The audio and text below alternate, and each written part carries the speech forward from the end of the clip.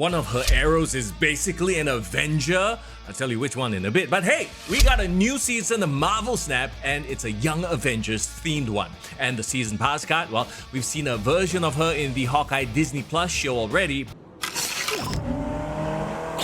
But who is Kate Bishop? In the comics, she grew up as the youngest daughter of a rich family, not having much of a relationship with her parents. She was often by herself, so she grew up very independent and very strong-headed.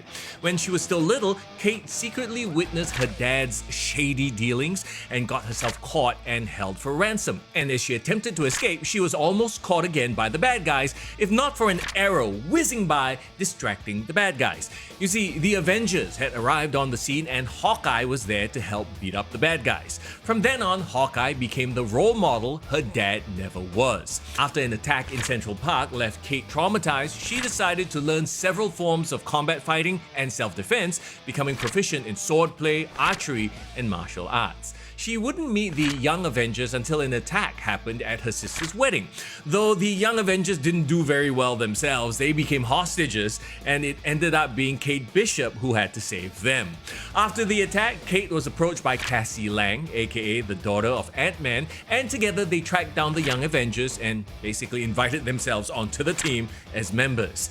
At one point, Kate Bishop worked with Clint Barton, the original Hawkeye, on several cases and eventually becomes the parent of Clint's dog, Lucky.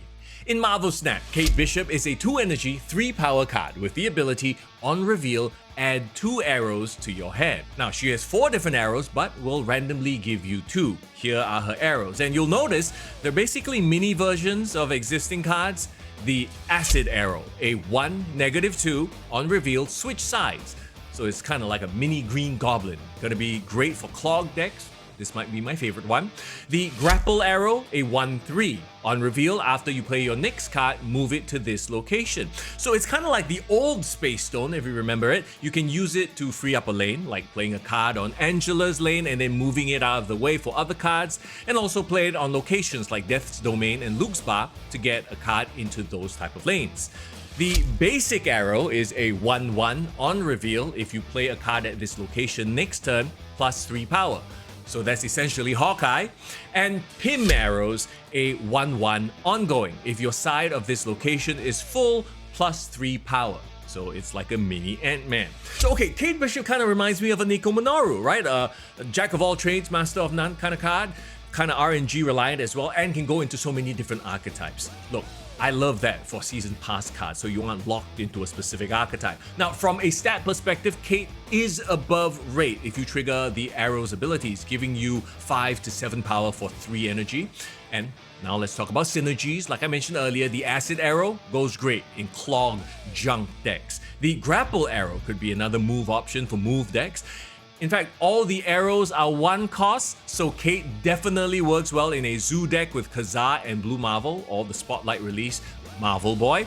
And of course, you want to use Kyera to protect them from the Killmongers out there. I mean, I personally play a Zoo deck that she would go great in. Now, how about some bounce synergy with cards like Falcon or Beast? You could reproc the Basic and Grapple arrows that way, getting you more power or utility. And one of the decks I use often is a move bounce deck, so I think Kate would go great in that as well. Now, there is some synergy with hand generation style decks. The 2 extra arrows in hand will buff up your Devil Dino, for example. She would have worked great with the old Loki though, but